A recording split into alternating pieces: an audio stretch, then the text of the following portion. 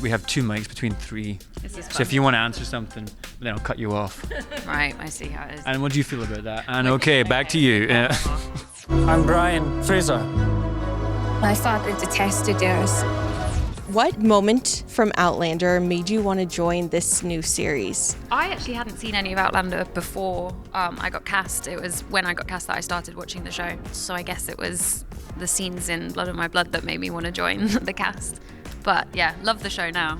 I think for me, knowing it was a Scottish show made me be like, okay, well, I've got a Scottish accent, so I feel like that would be a good fit. You know, I could wear a kilt. And you look exactly like him. I keep hearing this. Yes, I don't know what it is. Yeah, it's a good fit. I think probably the time travel element. I didn't know that was going to happen to the character, but the first time I read episode 1, by the end you know that, so I was like, sweet, that sounds like a challenge to play. Yeah. I believe you used the wrong verb. I think you meant love.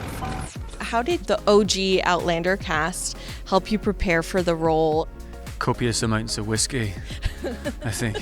No, they were very supportive. We got to meet them relatively early on filming. So, you know, Sam was full of really good advice. Richard Rankin as well. Charles Vandevar. Yeah, everybody was just so supportive. And basically, I think they kind of said the same thing to all of us, just like really enjoy yourself, you know, don't take it too seriously, and yeah, remember this is fun.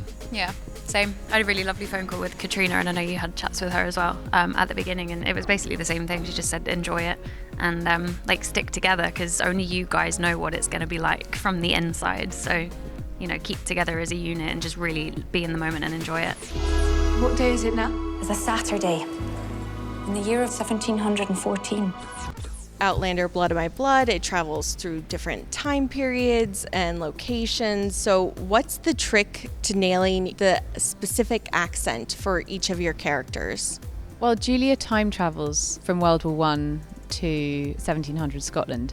And I think the challenge was her accent not changing too much once she gets to Scotland. Obviously, she wouldn't suddenly have a Scottish accent, but I more mean that it, you know, becomes more heightened RP rather than what it actually was maybe in the 20s. So I think that was the challenge for me. What? I didn't say anything. Well, no, my darling, but your face did. We had discussions about the accent, and we were told that they didn't want us all to sound exactly the same. They wanted there to be variations, even amongst the families. Because, I mean, I have a very different accent to my sister, even though we grew up in the same place with the same parents. It kind of is influenced by your friendships and, you know, the people that you work with. And Who's got the stronger accent? Me and my sister, she does. Does she? Yeah, hers is way more Leicester than mine. Yeah. Just because of, like, the friends that she had at school. So that kind of took the pressure off in a way, because it meant that we didn't all have to sound exactly, like, specific. But in another way, it kind of makes it harder because you don't have a specific reference to just mimic. But yeah, we had a brilliant dialect coach who was on set with us the whole time, which I've never had that level of support on a job before. So that was great. And I had it easy, you know, I just look at the words and read them. Yep. I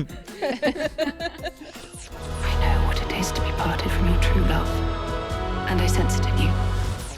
Each family has their own motto. Leaving each of your characters aside, which family motto do you relate to more? And do you have a cast motto or like mantra? Oh, what's a cast motto? Oh. I like I shine, not burn. Yeah, I think it's that's beautiful. It's really quite poetic, cool. isn't it? It is, and I think it could have so many different meanings. I remember trying to work out exactly what it meant to me as Ellen, and I had about 6 different possibilities for what it meant to her. But I love that. I think it's like you can interpret it however you want, and maybe slightly differently in different situations. I love Luceo non uro. Is it Latin? Yeah, I think so. I shine, not burn. And I think it really shapes Ellen. There's a really lovely scene between Ellen and her dad in season 1 where he says it to her, and it sort of solidifies in her who she is. If my brothers hear the slightest whisper of a Fraser, they'll kill him. I just realised our cast motto is probably I burn, not shine. Yeah. If you've ever seen us on a night out. Yeah. Oh, that was Jeremy was here. He'd have a good answer. He would. He would. We miss him. We miss him. We miss you, Jeremy. A wife who can turn water into wine. Lovely fringe benefit. Would you have any trivia from making Blood of My Blood? In the first episode, Brian and Ellen meet on the bridge, and a good wee bit of trivia there was Harriet and I couldn't hear each other on that bridge because the river was so loud. So we had these little earpieces in for the entirety of it. So the whole point was we were meant to hear from the mic into the earpiece and we'd know when. But mine kept cutting out half the time.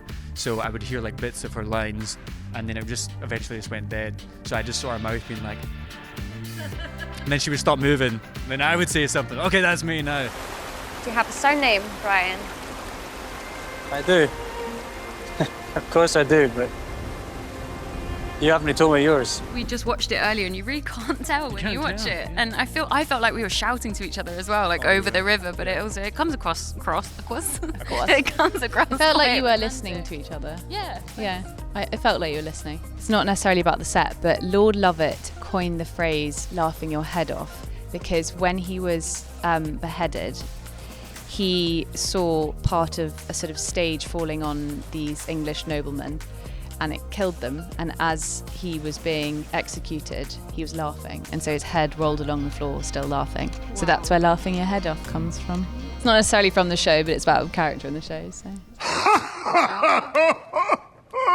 Oh, Christ, laddie!